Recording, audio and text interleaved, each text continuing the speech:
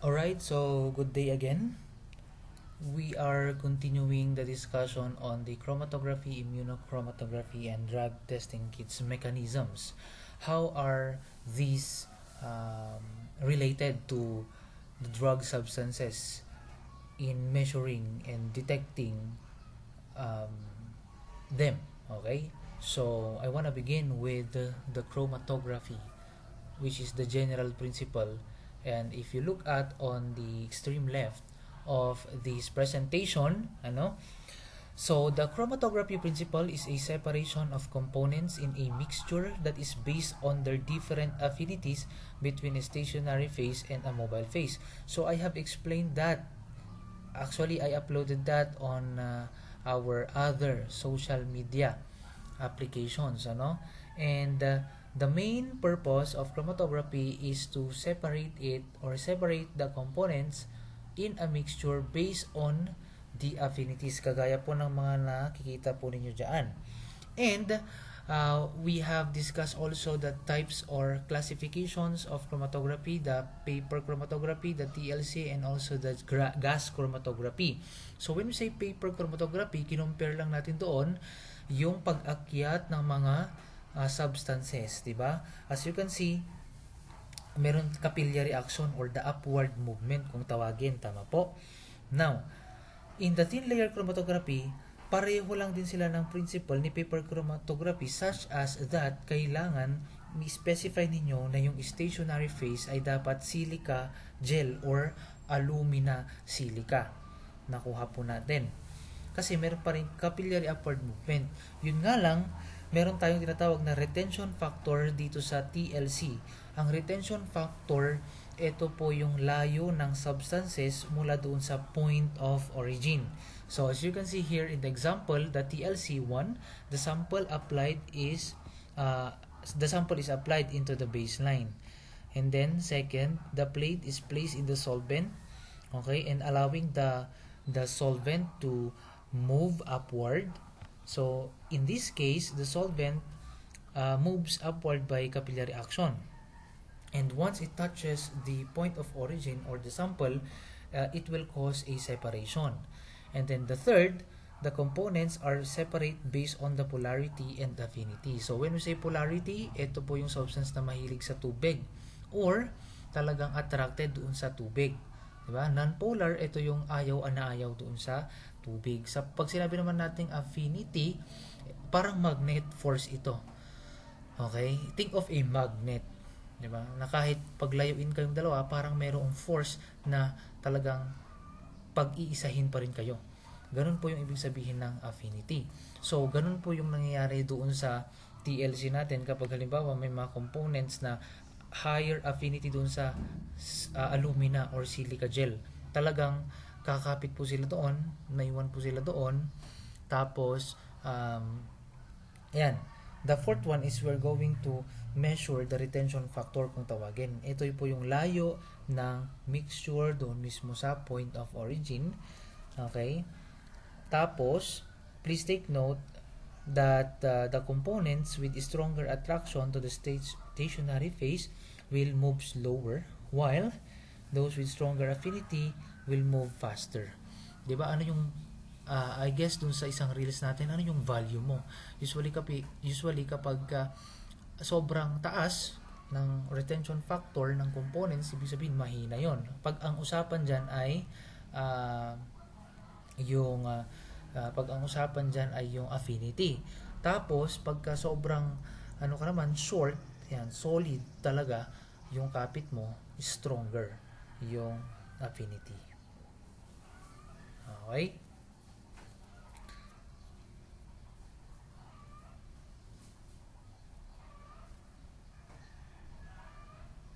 Ayan, lower RF, mabagal. Higher RF, sobrang bilis. So, sa madaling salita, ano ba yung root word ng retention? Retain. Ano yung abilidad mong manatili? Ano yung abilidad mong mag-retain?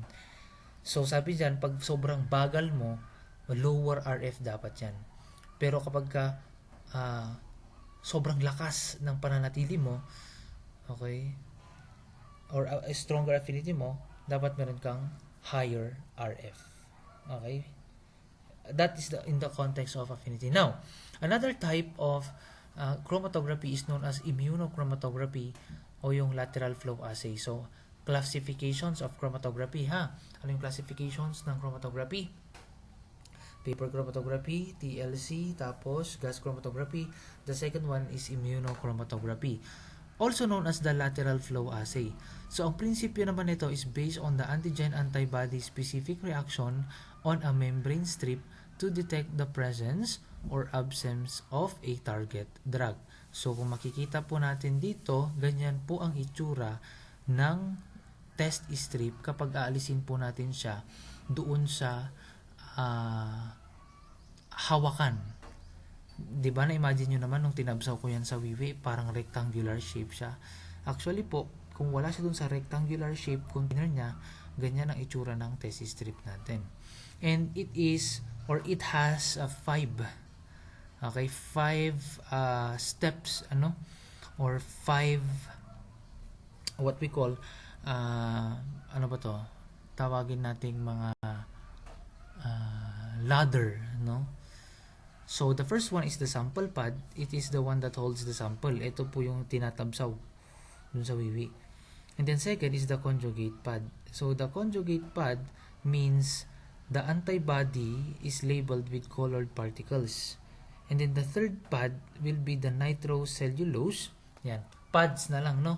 Meron tayong 5 pads. The first one, sample pad, conjugated. And then ano yung meron dun sa nitrocellulose membrane? Andiyan po yung interpretations natin.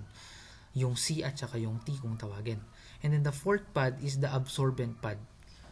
So, yung absorbent pad, syempre dyan na-absorb yung mga fluid.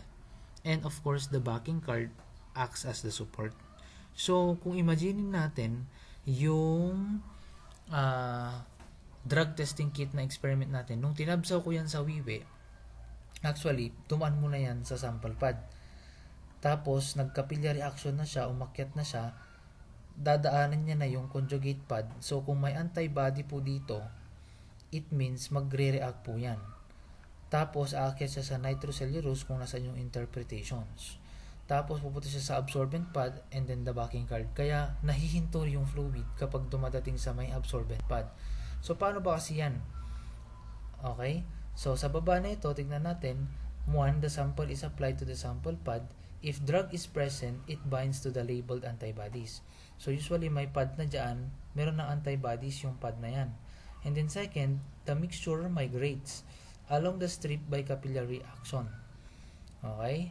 So, makikita ninyo, yung particles, kasama na po siya. No? Kung may drugs man, kasama na yung particles dyan. Natataas dun sa conjugate pad. Kung wala man, ganun din.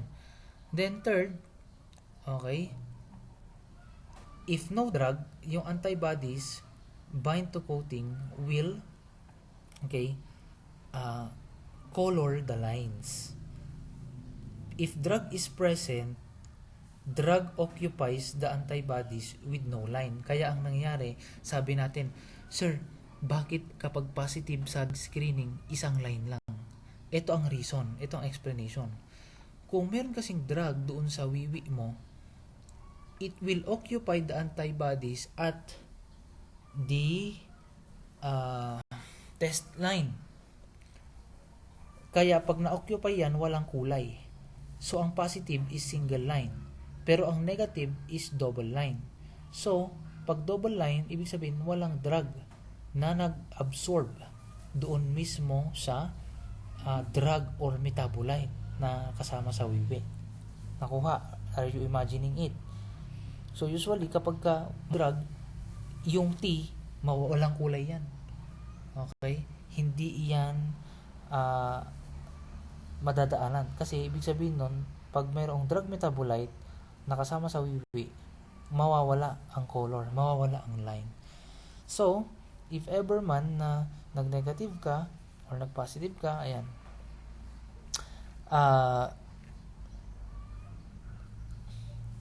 ito po ang basis natin, itong mga lines na to.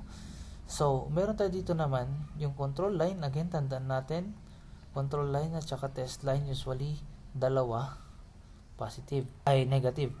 Pag isa, negative. Okay, so andyan naman na po yung interpretations natin. Ganun lang siya.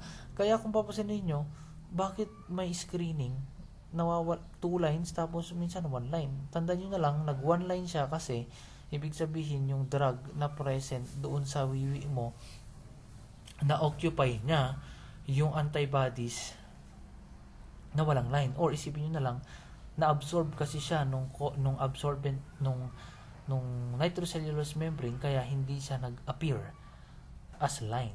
Pero kung wala, magla-line yan. Okay? Ganun na lang ang isipin nyo. So,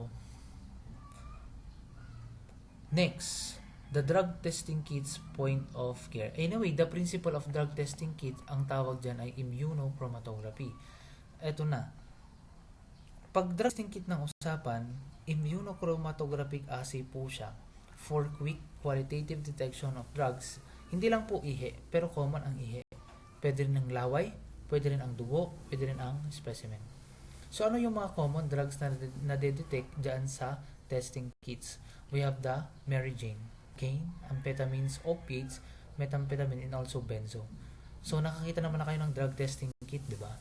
Yan.